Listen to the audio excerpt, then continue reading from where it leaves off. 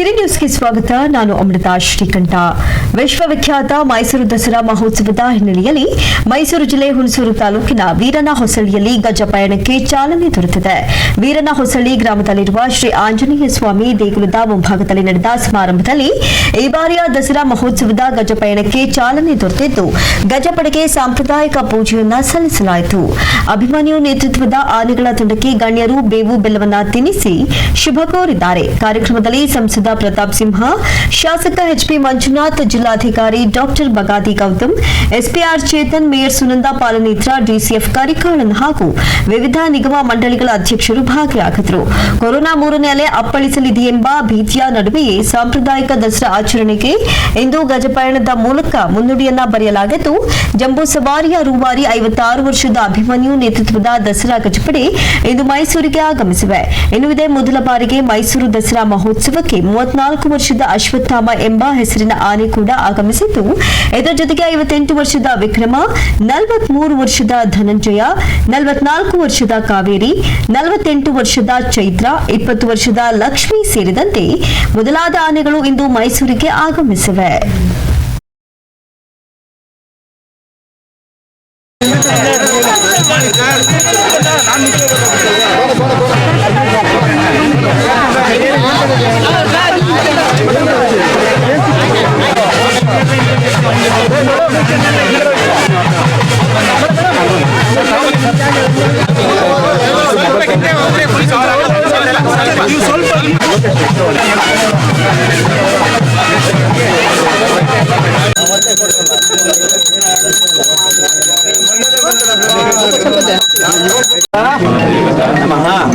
महालक्ष्मी, महाकाली, महासरस्वती,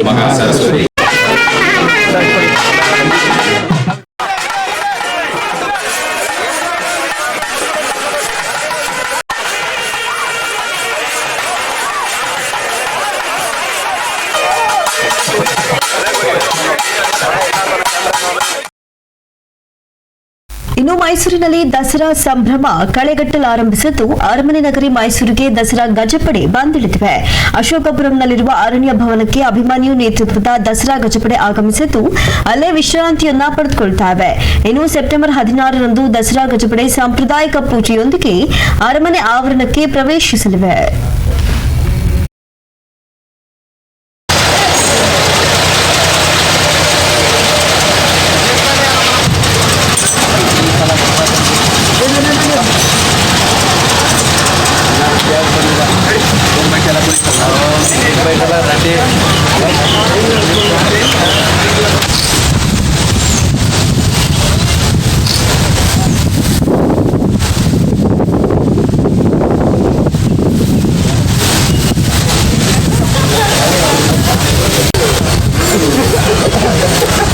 ಹದಿಮೂರನೇ ತಾರೀಕು ಸೆಪ್ಟೆಂಬರ್ 9:30 ಗಂಟೆಗೆ ಪುರೋಹಿತರು ನಿಗದಿಪಡಿಸಿರುವಂತಹ ಶುಭ ಮುಹೂರ್ತದಲ್ಲಿ ಜಿಲ್ಲೆಯ ಪ್ರಮುಖ ಜನಪ್ರತಿನಿಧಿಗಳು, ಮಾನ್ಯ ಸಂಸದರು, ಸ್ಥಳೀಯ ಶಾಸಕರವರು, ಮೇಯರ್ ಅವರು ಮತ್ತು ಇತರೆ ಜನಪ್ರತಿನಿಧಿಗಳು, ಅಧಿಕಾರಿಗಳು, ಮಾಧ್ಯಮ ಪ್ರತಿನಿಧಿಗಳು ಎಲ್ಲರ ಸಮಕ್ಷಮದಲ್ಲಿ ಇವತ್ತು ನಾವು ದಸರಾ ಕಾರ್ಯಕ್ರಮದಲ್ಲಿ ಮೊದಲನೇ ಕಾರ್ಯಕ್ರಮ ಆದಂತಹ ಗಜಪಯಣ ಕಾರ್ಯಕ್ರಮವನ್ನು ಹಮ್ಮಿಕೊಂಡಿದ್ದೀವಿ. ಇವತ್ತು 8 ಆನೆಗಳು ನಾವು ಅರಣ್ಯ ಇಲಾಖೆಯಿಂದ ಪಡ್ಕೊಂಡು ಇವತ್ತು ಮೈಸೂರಿಗೆ ನಾವು ಹೊರಟಿ ಅಲ್ಲಿ ಆನೆಗಳಿಗೆ ವ್ಯವಸ್ಥೆ ಮಾಡಿ 16ನೇ ತಾರೀಕು ಏನು ಕಾರ್ಯಕ್ರಮ ಇದೆ ಅದಕ್ಕೆ ಸಿದ್ಧವಾಗಿ ಇರುತ್ತೆ. ಅಕ್ಟೋಬರ್ 7ನೇ ತಾರೀಕು ಸಾಂಪ್ರದಾಯಿಕವಾಗಿ ಆರಂಭವಾಗಲಿರುವಂತಹ ದಸರಾ ಉತ್ಸವಕ್ಕೆ ಪೂರ್ವಭಾವಿಯಾಗಿ ದಸರಾದ ಮೆರಗನ್ನು ಹೆಚ್ಚು ಮಾಡುವಂತಹ ಏನು ಜಂಬೂ ಸವಾರಿ ಇದೆ ಅದರ ಪ್ರಮುಖ ಪಾತ್ರವನ್ನು ವಹಿಸುವ ಜವಾಬ್ದಾರಿಯನ್ನು ವಹಿಸುವಂತಹ ನಮ್ಮ ಗಜಗಳನ್ನ ಊರಿಗೆ ಕರೆತರುವಂತಹ ಈ ಗಜಪಯಣಕ್ಕೆ ಹುಣಸೂರು ತಾಲೂಕಿನ ವೀರನ ಹೊಸಳ್ಳಿಯಲ್ಲಿ ಇವತ್ತು ನಮ್ಮ ಮಾನ್ಯ ಜಿಲ್ಲಾಧಿಕಾರಿಗಳಾಗಿರುವಂತಹ ಬಗಾಡಿ ಗೌತಮ್ ಅವರ ನೇತೃತ್ವದಲ್ಲಿ ಹಾಗೂ ನಮ್ಮ ಮಹಾನಗರ ಪಾಲಿಕೆಯ ಪೂಜ್ಯ ಮಹಾಪೌರಾದಂತಹ ಸುನಂದ ಪಾಲ್ನೇತ್ರ ಅವರು, ಇಲ್ಲಿ ಸ್ಥಳೀಯ ಶಾಸಕರು, ಜನಪ್ರಿಯ ನೇತಾರರು ಆದಂತಹ ಮಂಜುನಾಥ್ ಅವರ ನೇತೃತ್ವದಲ್ಲಿ ಇವತ್ತು ಚಾಲನೆಯನ್ನು ಕೊಡಲಾಗಿದೆ. ಇವತ್ತು ಇಲ್ಲಿಂದ ಆನೆಗಳು ಹೊರಟು ಮೈಸೂರಿಗೆ ಬರ್ತವೆ. 16ನೇ ತಾರೀಕು ಅಲ್ಲಿ ಪುರಪ್ರವೇಶ, ನಾವು ಅರಮನೆಗೆ ಬರಮಾಡಿಕೊಳ್ತೀವಿ. ಪ್ರತಿ ವರ್ಷನೂ ಕೂಡ 5 ಆನೆಗಳು ಬರ್ತಾ ಇದ್ದು, ಈ ಸರಿ ಅಭಿಮನ್ಯುನ ನೇತೃತ್ವದಲ್ಲಿ 7 ಆನೆಗಳು ಬರ್ತಾ ಇದೆ, 8 ಆನೆಗಳು ಬರ್ತಾ ಇದೆ. ಇದರ ಸಂಪೂರ್ಣ ವೆಚ್ಚವನ್ನ ಜಿಲ್ಲಾಡಳಿತ ರಾಜ್ಯ ಸರ್ಕಾರದ ಮುಖಾಂತರ ವಹಿಸೋದಕ್ಕೂ ಕೂಡ ಮುಂದೆ ಬಂದಿದ್ದು ತೀರ್ಮಾನವನ್ನು ಕೈಗೊಳ್ಳಲಾಗಿದೆ. ಈ ದಸರಾ ಏನಿದೆ ಅದು ನಿರ್ವಿಘ್ನವಾಗಿ ನಡೀಬೇಕು ಅಂತ ಹೇಳಿ ಇವತ್ತು ಪೂಜೆ ಪುನಸ್ಕಾರವನ್ನು ಇಲ್ಲಿ ಸಲ್ಲಿಸಿದ್ದೀವಿ. ಇದು ನಮ್ಮ ಮೈಸೂರು ಭಾಗಕ್ಕೆ ಈ ಒಂದು ಹಬ್ಬ ಸುಭಿಕ್ಷೆಯನ್ನ, ನೆಮ್ಮದಿಯನ್ನು ತರಲಿ ಅಂತ ಹೇಳಿ ನಾನು ತಾಯಿ ಚಾಮುಂಡೇಶ್ವರಿಯಲ್ಲಿ ಪ್ರಾರ್ಥಿಸ್ತೇನೆ. ಈ ವರ್ಷ ಏನ್ ಚಾಲೆಂಜಸ್ ಇದೆ ಸರ್ ಕೋವಿಡ್ ಟೈಮ್ ಅಲ್ಲಿ ಸರ್ಕಾರಕ್ಕಾಗಲಿ? ಕಳೆದ ವರ್ಷನೂ ಕೂಡ ಇದೇ ಸಮಸ್ಯೆ ಇತ್ತು. ಹಾಗಾಗಿ ನಾವು ಎಂದಿನಂತೆ ಅದ್ದೂರಿಯ ದಸರಾವನ್ನು ಮಾಡಲಿಲ್ಲ. ಸಾಂಪ್ರದಾಯಿಕ ದಸರಾ ಏನೇನು ಪೂಜೆ ಪುನಸ್ಕಾರ ವಿಧಿಗಳು ಆಚರಣೆಗಳು ಆಗಬೇಕು ಅವಷ್ಟನ್ನು ಕೂಡ ಮಾಡಿದ್ದು. ಈ ಸರಿನೂ ಕೂಡ ಅಷ್ಟೇ ಮಾಡ್ತಾ ಇದ್ದೀವಿ. ದೀಪಾಲಂಕಾರಕ್ಕೆ ಮಾತ್ರ ಹೆಚ್ಚಿನ ಒತ್ತು ಕೊಟ್ಟಿದೆ ಹೊರತು ಉಳಿದದಷ್ಟನ್ನು ಕೂಡ ಸಾಂಪ್ರದಾಯಿಕವಾಗಿ ನೆರವೇರ್ತದೆ. ಕೋವಿಡ್ ಇರೋದ್ರಿಂದ ಜನರ ಪ್ರಾಣ ರಕ್ಷಣೆನೂ ಕೂಡ ಅಷ್ಟೇ ಮುಖ್ಯವಾಗಿರೋದ್ರಿಂದ ಎಲ್ಲ ಮುಂಜಾಗ್ರತೆಯನ್ನ ಮಾನ್ಯ ಜಿಲ್ಲಾಧಿಕಾರಿಗಳ ನೇತೃತ್ವದಲ್ಲಿ ವಹಿಸಲಾಗಿದೆ. ದಸರಾ ಉದ್ಘಾಟಕರ ಹೆಸರು ಇನ್ನೂ ಕೂಡ ಫೈನಲ್ ಆಗಿಲ್ಲ.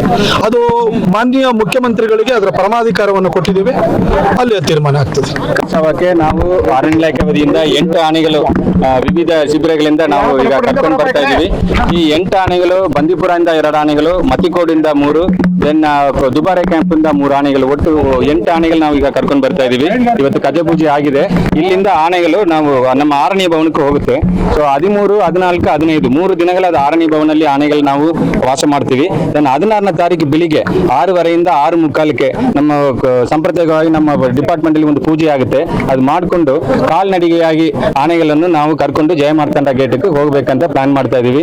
ಈಗ 8 ಆನೆಗಳ ಆರೋಗ್ಯ ಸ್ಥಿತಿ ತುಂಬಾ ಚೆನ್ನಾಗಿದೆ. ನಾವು ಅದು ಇಲ್ಲಿ ಕರ್ಕೊಂಡು ಬರೋದಕ್ಕೆ ಮೊದಲನೇ 1 ತಿಂಗಳು ಮುಂಚಿತವಾಗಿ ಅದು ಆರೋಗ್ಯ ಸ್ಥಿತಿ ಹೇಗಿದೆ ಅಂತ ಹೇಳಿ ನಾವು ಕಂಪ್ಲೀಟ್ ಎಲ್ಲ ಚೆಕ್ ಮಾಡಿದೀವಿ. ಈಗ ಎಲ್ಲ ಅನುಕೂಲ ನಿಮ್ಮ ಎಲ್ಲರ ಸಹಕಾರದಿಂದ ಈ ವರ್ಷ ದಸರಾ ಚೆನ್ನಾಗಿ ಮಾಡ್ಬೇಕಂತ ಹೇಳಿ ನಾವೆಲ್ಲ ಪ್ರಯತ್ನ ಪಡ್ತಾ ಇದೀವಿ. ಆನೆಗಳಿಗೆ ಇನ್ಶೂರೆನ್ಸ್ ಮಾಡಬೇಕು. ಪ್ರತಿ ವರ್ಷನೂ ಜಿಲ್ಲಾಡಳಿತ ವತಿಯಿಂದ ಮಾಡ್ತಾರೆ. ಈ ವರ್ಷನೂ ಸಹ ಆನೆಗಳಿಗೆ 8 ಆನೆಗಳಿಗೆ ಇನ್ಶೂರೆನ್ಸ್ ಆಗಿದೆ. ಆನೆ ಮಾಗುತಿ ಕಾವಡಿಗಳಿಗೆ ಇನ್ಶೂರೆನ್ಸ್ ಆಗಿದೆ. ಪ್ಲಸ್ ಥರ್ಡ್ ಪಾರ್ಟಿ ಅಂತ ಒಂದು ಮಾಡ್ತೀವಿ, ಅದು ಸಹ ಇನ್ಶೂರೆನ್ಸ್ ಆಗಿದೆ. ಅಶ್ವತ್ಥಾಮ ಈ ವರ್ಷ ಹೊಸ ಆನೆ 34 ವರ್ಷ ಆಗಿದೆ. ಅದು ನಮ್ಮ ಸಕಲೇಶ್ಪುರದಲ್ಲಿ 2017 ಹಿಡಿದಿರುವ ಆನೆ. ಇದು ಹೈಟ್ ಚೆನ್ನಾಗಿದೆ, 2.85 ಮೀಟರ್ ಇದೆ ಈಗಲೇ. ಸೊ ಈ ವರ್ಷ ಅದು ಸ್ವಲ್ಪ ಫಲಕ್ಷಣ ಅಂತ ಹೇಳಿ ನಾವು ಕರ್ಕೊಂಡು ಬಂದಿದ್ದೀವಿ. ಟ್ರೈನಿಂಗ್ ಕೊಡ್ತೀವಿ ಈ ವರ್ಷ. ಮುಂದಿನ ವರ್ಷಗಳಲ್ಲಿ ಟ್ರೈನಿಂಗ್ ಕೊಟ್ಟು ಮುಂದಿನ ವರ್ಷಗಳಲ್ಲಿ ದಸರಾದಲ್ಲಿ ಅದು ಉಪಯೋಗಿಸಬೇಕಂತ ಹೇಳಿ ಈ ವರ್ಷ ಹೊಸದಾಗಿ ನಾವು ತಂದಿದ್ದೀವಿ.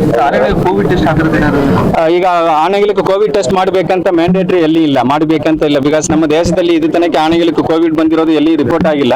ಕೆಲವು ಝೂಗಳಲ್ಲಿ ಟೈಗರ್ ಲಯನ್ ಆಗಿದೆ ಅಂತ ಹೇಳ್ತಿದ್ದಾರೆ, ಬಟ್ ಆನೆಗಳಿಗೆ ಕೋವಿಡ್ ಅಟ್ಯಾಕ್ ಮಾಡಿರೋದು ಇದು ಯಾವುದೇ ರಿಪೋರ್ಟ್ ಇದು ತನಕ ಇಲ್ಲ. ಅಲ್ಲಿ ನಮ್ಮ ಅರಣ್ಮನೆಗೆ ಬಂದಾದ್ಮೇಲೆ ಬೇಕಾದಲ್ಲಿ ಅದು ಮುಂದಿನ ಕ್ರಮ ನೋಡೋಣ ಅಂತ ಯಾವ ತರ ಅಂತ. ಈಗ 99% ನಮ್ಮ ಆನೆ ಮಾಗುತಿ ಕಾವಡಿಗಳಿಗೆ 1 ಡೋಸ್ ಲಸಿಕೆ ಆಗಿದೆ. ಕೆಲವೊಬ್ಬರಿಗೆ 2 ಡೋಸ್ ಆಗಿದೆ. ಅವ್ರು ನಾವು ಪ್ಯಾಲೇಸ್ ಬಂದಾದ್ಮೇಲೆ ನಮ್ಮಲ್ಲಿ ಪಟ್ಟಿ ಇದೆ, ಲಿಸ್ಟ್ ಇಟ್ಕೊಂಡು ಯಾರಿಗೆ 84 ಡೇಸ್ ಕಂಪ್ಲೀಟ್ ಮಾಡಿದಾರೋ ಅವರಿಗೆ 2ನೇ ಡೋಸ್ ಕೊಡುವ ವ್ಯವಸ್ಥೆಯನ್ನು ನಾವು ಪ್ಯಾಲೇಸ್ ಅಲ್ಲಿ ಮಾಡ್ತೀವಿ. ನಮಸ್ಕಾರ, ಎಲ್ಲರಿಗೂ ನಾಡಹಬ್ಬ ದಸರಾ ಹಬ್ಬಕ್ಕೆ ಶುಭಾಶಯಗಳು. ಈಗ ಈ ದಿವಸದಿಂದ ನಾಡಹಬ್ಬ ದಸರಾ ಪ್ರಾರಂಭ ಆಗುವಂತಹ ಕಾರ್ಯಕ್ರಮ ಮೊದಲಿಗೆ ಅರಣ್ಯ ಇಲಾಖೆ ವತಿಯಿಂದ ಈ ಅರಣ್ಯ ಹೆಬ್ಬಾಗಿಲಿನಲ್ಲಿ ಆನೆಗಳನ್ನ ಕರ್ಕೊಂಡು ವಿಶೇಷವಾಗಿ ಪೂಜೆ ಮಾಡಲಾಗಿದೆ. ಮೊದಲು ಆನೆಗಳನ್ನ ಕರ್ಕೊಂಡು ನಿಲ್ಲಿಸಿ ಆನೆಗಳ ಪಾದಗಳನ್ನ ತೊಳೆದು ಆನೆಗಳ ಕಾಲಿಗೆ ಅರಿಶಿಣ, ಕುಂಕುಮ, ಅಕ್ಷತೆ, ಗಂಧಪತ್ರೆ, ಬಿಲ್ಲುಪತ್ರೆ, ನಾನಾ ವಿಧ ಪತ್ರಗಳಿಂದ ಪೂಜೆ ಮಾಡಿ ಪ್ರತ್ಯಕ್ಷ ಗಣಪತಿ ರೂಪವಾಗಿರುವಂತಹ ಆನೆಗಳಿಗೆ ವಿಶೇಷ ಪೂಜೆ ಮಾಡಿದೆ. ಆನೆಗಳಿಗೆ ಪಂಚಫಲಗಳಿಟ್ಟು ಗಣಪತಿಗೆ ಇಷ್ಟವಾದಂತಹ ಕಡುಬು, ಚಕ್ಲಿ, ಎಳ್ಳುಂಡೆಗಳು, ಕೋಡುಬಳೆ ಅಂತೆಲ್ಲ ವಿಶೇಷವಾಗಿ ಇಟ್ಟು ನೈವೇದ್ಯ ಮಾಡಿ ವಿಶೇಷ ಪೂಜೆ ಮಾಡಿದ್ವಿ. ಬೆಳಿಗ್ಗೆ 9:25ರಿಂದ 10:15 ದೇವಾಲಯಗಳ ತೆರವು ಕಾರ್ಯಾಚರಣೆ ವಿಚಾರಕ್ಕೆ ಸಂಬಂಧಿಸಿದಂತೆ ಮುಖ್ಯಮಂತ್ರಿ ಬಸವರಾಜ ಬೊಮ್ಮಾಯಿ ಅವರ ಜೊತೆ ದೂರವಾಣಿ ಮೂಲಕ ಮಾತನಾಡಿದ್ದೇನೆ ಅಂತ ಸಂಸದ ಪ್ರತಾಪ್ ಸಿಂಹ ಹೇಳಿದ್ದಾರೆ. ಈ ಕುರಿತು ಮೈಸೂರಿನಲ್ಲಿ ಮಾಧ್ಯಮದವರೊಂದಿಗೆ ಮಾತನಾಡಿದ ಅವರು, ಸುಪ್ರೀಂ ಕೋರ್ಟ್ ಆದೇಶ ಏನಿದೆ ಅಂತ ಓದಿ ಸಿಎಂ ಬಸವರಾಜ ಬೊಮ್ಮಾಯಿ ಅವರಿಗೆ ತಿಳಿಸಿದ್ದೇನೆ. ಸುಪ್ರೀಂ ಕೋರ್ಟ್ ದೇವಾಲಯ ಹೊಡೆಯಲು ಹೇಳಿಲ್ಲ. ನಂಜನಗೂಡು ತಾಲೂಕಿನ ಉಚ್ಚಗಣಿ ಮಹದೇವಮ್ಮ ದೇವಾಲಯದಿಂದ ರಸ್ತೆಗೆ ಅಡಚಣೆ ಆಗ್ತಿರಲಿಲ್ಲ. ಅದು ಐತಿಹಾಸಿಕ ದೇವಾಲಯ. ಇಂತಹ ದೇವಸ್ಥಾನವನ್ನ ಹೊಡೆದಿದ್ದಾರೆ. ಇನ್ನು ಇನ್ನು ಮೂಲ ವಿಗ್ರಹವನ್ನ ಸ್ಥಳಾಂತರ ಮಾಡದೆ ನೆಲಸಮ ಮಾಡಿದ್ದಾರೆ ಅಂತ ತಿಳಿಸಿದ್ದೇನೆ. ಜೊತೆಗೆ ನಂಜನಗೂಡು ತಾಲೂಕು ದಂಡಾಧಿಕಾರಿಗಳ ವಿರುದ್ಧ ಕ್ರಮ ಕೈಗೊಳ್ಳಬೇಕು, ಜಿಲ್ಲಾಡಳಿತಕ್ಕೂ ಸೂಚನೆ ನೀಡಬೇಕು ಅಂತ ಮನವಿ ಮಾಡಿದ್ದೇನೆ ಎಂದರು. ಇನ್ನು ವಕ್ಫ್ ಬೋರ್ಡ್ ಮಾದರಿಯಲ್ಲಿ ನಮಗೂ ಪ್ರತ್ಯೇಕ ಬೋರ್ಡ್ ಮಾಡಬೇಕು, ನಮಗೂ ಪ್ರತ್ಯೇಕ ಬೋರ್ಡ್ ಸ್ಥಾಪಿಸಿದ್ರೆ ಈ ರೀತಿಯ ತೊಂದರೆ ಆಗುವುದಿಲ್ಲ. ಅಧಿಕಾರಿಗಳು ಸುಪ್ರೀಂ ಕೋರ್ಟ್ ಆದೇಶ ಇದೆ ಅಂತ ದಾರಿಯನ್ನ ತಪ್ಪಿಸುತ್ತಿದ್ದಾರೆ. ನಮ್ಮ ಧಾರ್ಮಿಕ ಭಾವನೆಗಳಿಗೆ ಘಾಸಿ ಮಾಡುವ ಕೆಲಸವನ್ನ ಅಧಿಕಾರಿಗಳು ಮಾಡ್ತಿದ್ದಾರೆ. ನಾನು ಅಧಿಕಾರಿಗಳಿಗೆ ಸುಪ್ರೀಂ ಕೋರ್ಟ್ ಆದೇಶವನ್ನ ಸರಿಯಾಗಿ ಪಾಲಿಸಿ ಅಂತ ಹೇಳ್ತಿದ್ದೇನೆ ಎಂದರು. ನಿರ್ಮಾಣವಾಗಿರುವಂತಹ ದೇವಸ್ಥಾನಗಳು ಅಥವಾ ಯಾವುದೇ ಪೂಜಾ ಸ್ಥಳಗಳು, ಧಾರ್ಮಿಕ ಸ್ಥಳಗಳೇನಿದೆ ಆ ವಿಷಯದಲ್ಲಿ ಒಂದೊಂದು ಪ್ರಕರಣಗಳನ್ನು ಪ್ರತ್ಯೇಕ ಪ್ರಕರಣಗಳು ಎಂದು ಭಾವಿಸಿಬಿಟ್ಟು ಅದರ ಒಂದು ಪರಾಮರ್ಶೆ ಪರಿಶೀಲನೆಯನ್ನು ಮಾಡಿಸಿ ಸೂಕ್ತ ಕ್ರಮ ಕೈಗೊಳ್ಳಬೇಕು. ಅಂದರೆ ಅಪ್ರೋಪ್ರಿಯೇಟ್ ಆಕ್ಷನ್ ಅಂತ ಇರುವಂಥದ್ದು. ಒಡೆಯಿರಿ ಅಂತ ಎಲ್ಲೂ ಸುಪ್ರೀಂ ಕೋರ್ಟ್ ಹೇಳಿಲ್ಲ. ಈ ಅಪ್ರೋಪ್ರಿಯೇಟ್ ಆಕ್ಷನಲ್ಲಿ ಸಾಧ್ಯವಾದರೆ ಅದನ್ನು ಉಳಿಸ್ಕೊಳ್ಳಿ, ಸ್ಥಳಾಂತರ ಮಾಡಲಿಕ್ಕೆ ಅವಕಾಶ ಇತ್ತು ಅಂದರೆ ಸ್ಥಳಾಂತರ ಮಾಡಿ, ಎರಡೂ ಸಾಧ್ಯ ಇಲ್ಲ ಅಂತಂದರೆ ಬದಲಿ ವ್ಯವಸ್ಥೆಯನ್ನು ಮಾಡಿ ಅನ್ನೋದೇ ಸುಪ್ರೀಂ ಕೋರ್ಟಿನ ಆದೇಶದ ಆಶಯ ಅಂತ ಹೇಳಿಬಿಟ್ಟು ನಾನು ಹೇಳಿದೆ. ಇದು 2010ರಲ್ಲಿ ಇದೊಂದು ಸರ್ಕ್ಯುಲರ್ ಹೊರಡಿಸಿ ಅದನ್ನೇ ಇಟ್ಕೊಂಡು ಇತ್ತೀಚೆಗೆ ಹೈಕೋರ್ಟ್ನಲ್ಲೂ ಕೂಡ ಈ ಕೋವಿಡ್ ಸಂದರ್ಭದಲ್ಲಿ ಒಂದು ಆದೇಶ ಬಂದಿದೆ, ಯಾವ ದೇವಸ್ಥಾನವನ್ನು ನೀವು ಪಟ್ಟಿ ಮಾಡಿದಿರಿ ಅಥವಾ ಯಾವುದನ್ನು ಹೊಡೆದಿದ್ರಿ ಅಂತ ಏನೋ PIL ಹಾಕಿದ್ದಾರೆ, ಈ ಥರದ್ದೆಲ್ಲ ಸಬೂಬುಗಳು ಹೇಳ್ತಾರೆ. ಆದರೆ ಸುಪ್ರೀಂ ಕೋರ್ಟಿನ ಆದೇಶದಲ್ಲಿ ಭಾಳ ಸ್ಪಷ್ಟವಾಗಿದೆ ಸರ್ ಅಂತ ಹೇಳಿದೆ. ಆಮೇಲೆ ಏನು ಮಹಾದೇವಮ್ಮ ದೇವಸ್ಥಾನ ಹುಲ್ಲಳ್ಳಿ ಹೋಬಳಿನಲ್ಲಿ ನಡೆದಿದೆ, ಹುಚ್ಚಗಣ್ಣಿನಲ್ಲಿ, ಅದ್ರ ಬಗ್ಗೆನೂ ಕೂಡ ಗಮನಕ್ಕೆ ತಂದೆ.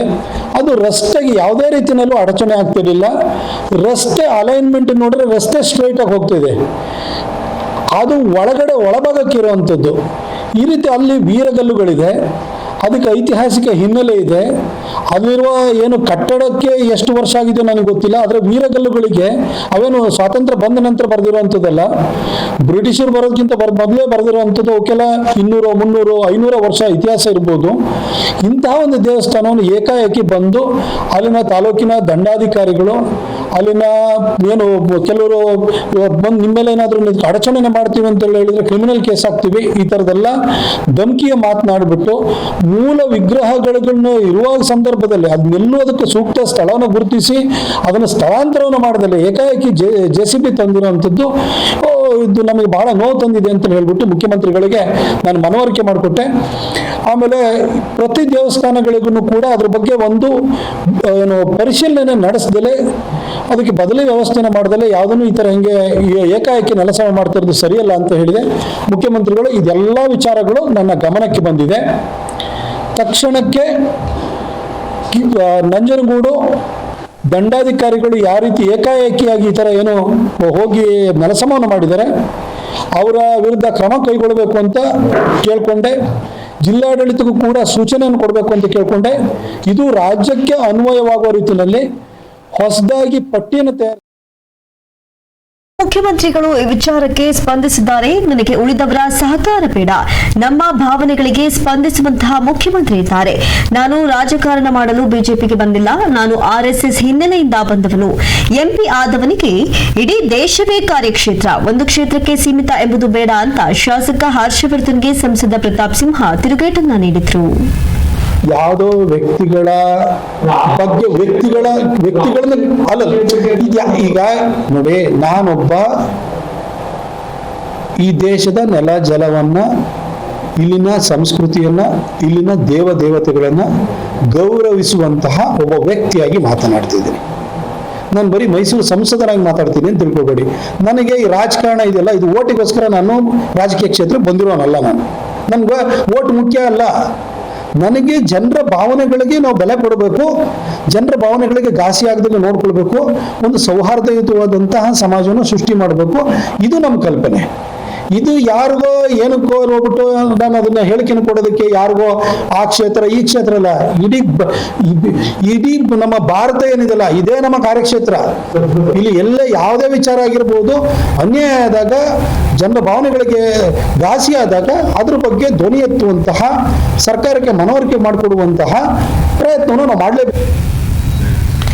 ರಾಜ್ಯದಲ್ಲಿರುವ ದೇವಾಲಯಗಳ ನೆಲಸಮ ಮಾಡುತ್ತಿರುವಂತಹ ರಾಜ್ಯ ಸರ್ಕಾರದ ಕ್ರಮವನ್ನು ಖಂಡಿಸಿ ಕರ್ನಾಟಕ ಸೇನಾಪಡೆ ವತಿಯಿಂದ ಪ್ರತಿಭಟನೆಯನ್ನ ನಡೆಸಲಾಯಿತು. ಮೈಸೂರಿನ 101 ಗಣಪತಿ ದೇವಸ್ಥಾನದ ಬಳಿ ಜಮಾಯಿಸಿದ ಪ್ರತಿಭಟನಾಕಾರರು ರಾಜ್ಯ ಸರ್ಕಾರದ ವಿರುದ್ಧ ವಿವಿಧ ಧಿಕ್ಕಾರದ ಘೋಷಣೆ ಕೂಗಿ ಆಕ್ರೋಶ ವ್ಯಕ್ತಪಡಿಸಿದರು.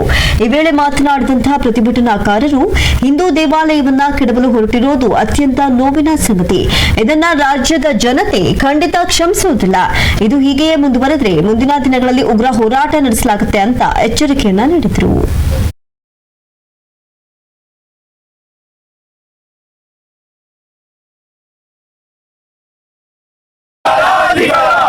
ಜಿಲ್ಲಾಡಳಿತಕ್ಕೆ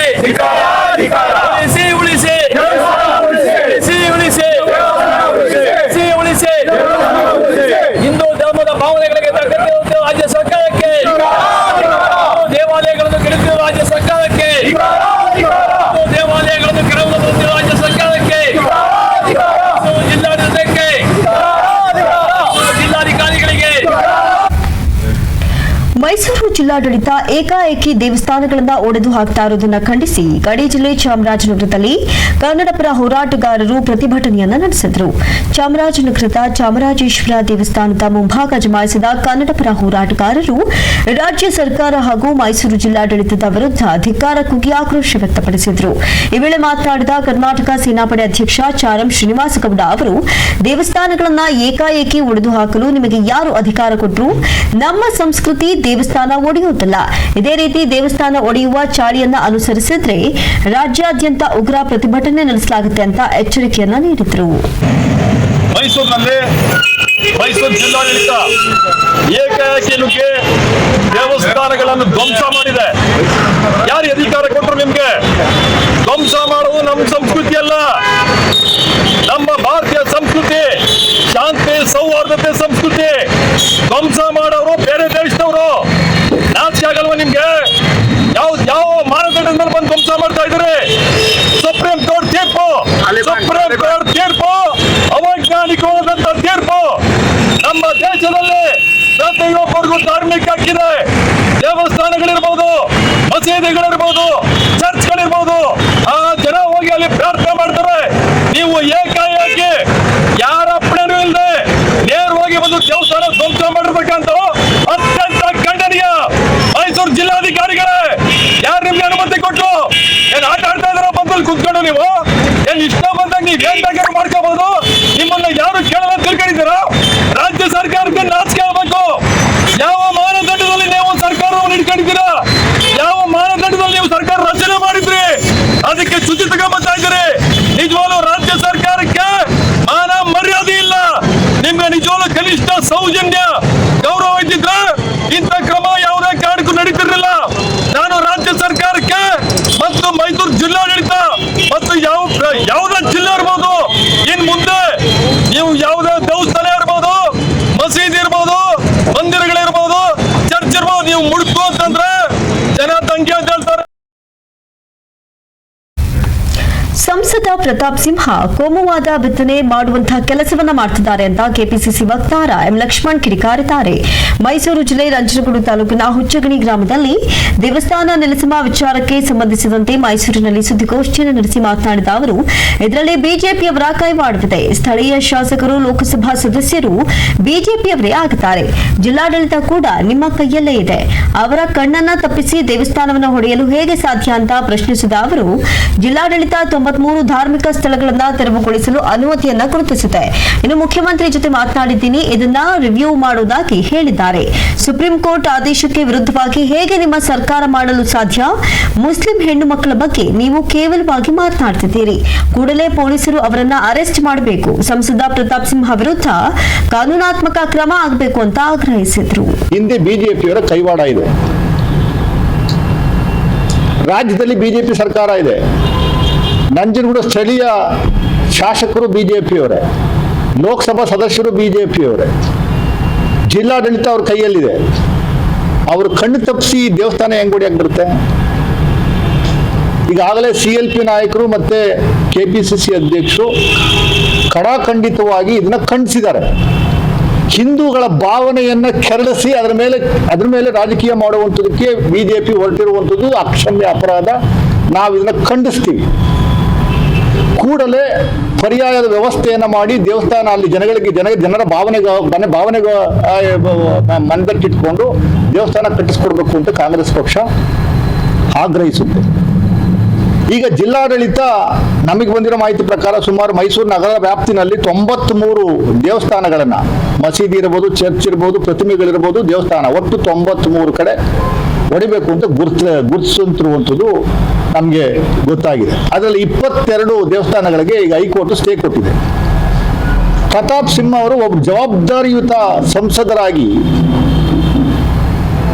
ಕೋಮು ಬಿತ್ತನೆ ಮಾಡುವಂಥದ್ದು ಒಂದು ವ್ಯವಸ್ಥೆಯನ್ನ ಕಳೆದ 3 ದಿನಗಳಿಂದ ನಿರಂತರವಾಗಿ ಮಾಧ್ಯಮಗಳ ಮೂಲಕ ಜನರನ್ನ ಕೇಳಿಸುವಂತ ಕೆಲಸವನ್ನ ಮಾಡ್ತಾ ಇರುವಂಥದ್ದು ನಾವು ಕಂಡಿದ್ದೀವಿ. ಇವತ್ತು ಪ್ರೆಸ್ ಮೀಟ್ ಅಲ್ಲಿ ಅವರು ಹೇಳಿದ್ದಾರೆ, ನಾನು ಮುಖ್ಯಮಂತ್ರಿಗಳ ಹತ್ರ ಮಾತಾಡಿದ್ದೀನಿ, ಅವ್ರು ಒಪ್ಪಿದ್ದಾರೆ, ಇದು ನಾವು ರಿವ್ಯೂ ಮಾಡ್ತೀವಿ. ಅದೇ ಪ್ರತಾಪ್ ಸಿಂಹ ಅವರೇ, ನೀವು MP ಇದ್ದೀರಿ, 2ನೇ ಸರಿ MP ಆಗಿ ಗೆಲ್ಸಾರಿ ಇವಾಗದವರು, ಕನಿಷ್ಠ ಜ್ಞಾನ ನಿಮ್ಗೆ ಇಲ್ಲ ಅಂದ್ರೆ ನನಗೆ ಅರ್ಥ ಆಗ್ತಾ ಇಲ್ಲ. ಇದು ಸುಪ್ರೀಂ ಕೋರ್ಟ್ ಡೈರೆಕ್ಷನ್, ನಿಮ್ಮ ರಾಜ್ಯ ಸರ್ಕಾರ ನೀವು ಹೆಂಗ್ ರಿವ್ಯೂ ಮಾಡ್ತೀರಿ ಅನ್ನುವಂಥದ್ದು ದಯಮಾಡಿ ಸ್ಪಷ್ಟಪಡಿಸಬೇಕು.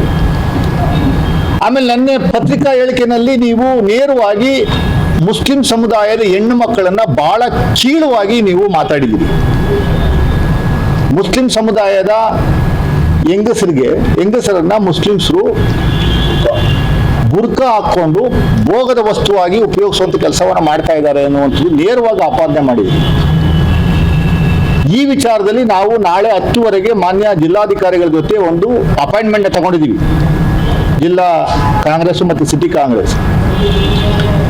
ಇಂಥ ವಿಚಾರಗಳನ್ನ ನೇರವಾಗಿ ಒಬ್ಬ ಜವಾಬ್ದಾರಿತ ಸ್ಥಾನದಲ್ಲಿದ್ದು ಕೊಡುವಂತ ಹೇಳಿಕೆಗಳನ್ನ ಖಂಡಿಸುವಂಥದ್ದು ಹೊರತುಪಡಿಸಿ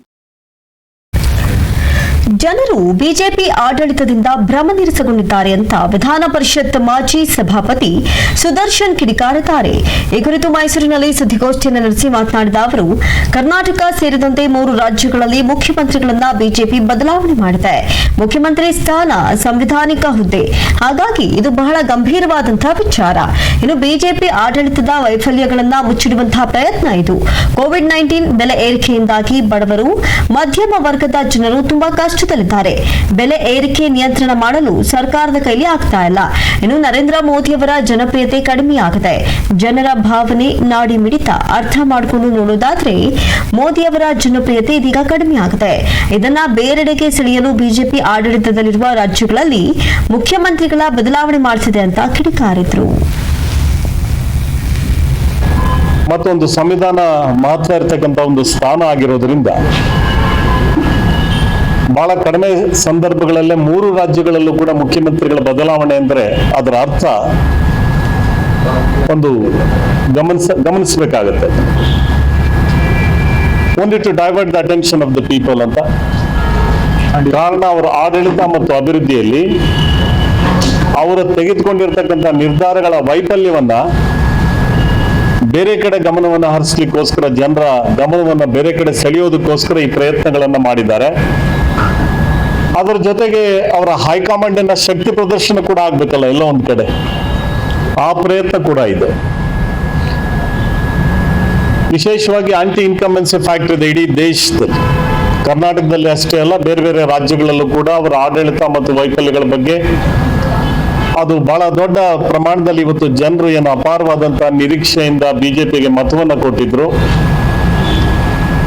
ಸೊ ಜನರು ನಿರಾಶರಾಗಿದ್ದಾರೆ, ಒಂದು ರೀತಿಯ ಭ್ರಮ ನಿರಸನ ಆಗಿದ್ದಾರೆ ಅಂತ ಹೇಳಿದ್ರು ಕೂಡ ಹೇಳಬೇಕಾಗುತ್ತೆ. ಈ 91ರ ದಶಕದಲ್ಲಿ 90-91ರ ದಶಕದಲ್ಲಿ ದೇಶದಲ್ಲಿ ಆರ್ಥಿಕ ಪರಿಸ್ಥಿತಿ ಏನಿತ್ತು ಅಂಥದೇ ದುಸ್ಥಿತಿ ಇವತ್ತು ದೇಶದಲ್ಲಿದೆ. ಆರ್ಥಿಕ ಪರಿಸ್ಥಿತಿಗಳನ್ನ ಸುಧಾರಣೆ ಮಾಡಲಿಕ್ಕೆ ಇವರಿಂದ ಸಾಧ್ಯ ಆಗ್ತಾ ಇಲ್ಲ. ಇದು ಒಂದು ಕಾರಣ. ಎರಡನೇದು ಕೋವಿಡ್-19 ಮಿಸ್ಮ್ಯಾನೇಜ್ಮೆಂಟ್. ಬಹುತೇಕ ರಾಜ್ಯಗಳಲ್ಲಿ, ಕರ್ನಾಟಕವನ್ನು ಕೂಡ ಒಳಗೊಂಡಂತೆ ಬಹುತೇಕ ರಾಜ್ಯಗಳಲ್ಲಿ ಕೂಡ ಕೋವಿಡ್-19 ಮಿಸ್ಮ್ಯಾನೇಜ್ಮೆಂಟ್ ಏನಿದೆ, ಜನರಿಗೆ ಸಿಗಬೇಕಾದಂತಹ ಸವಲತ್ತುಗಳು, ಸೌಲಭ್ಯಗಳು, ರೈತರಿರ್ಬೋದು, ಕಾರ್ಮಿಕರಿರ್ಬೋದು, ಬಡವರು ಇರ್ಬೋದು, ಇವರೆಲ್ಲರೂ ಕೂಡ ಪಟ್ಟಂತ ಶ್ರಮ ಇವತ್ತು ಇಡೀ ದೇಶದ ಜನರು ಗಮನ ಹರಿಸಿದ್ದಾರೆ ಮತ್ತು ಕರ್ನಾಟಕದ ಜನರು ಕೂಡ ಗಮನ ಹರಿಸಿದ್ದಾರೆ. ಅದರ ಜೊತೆಗೆ ಬೆಲೆ ಏರಿಕೆಗಳು,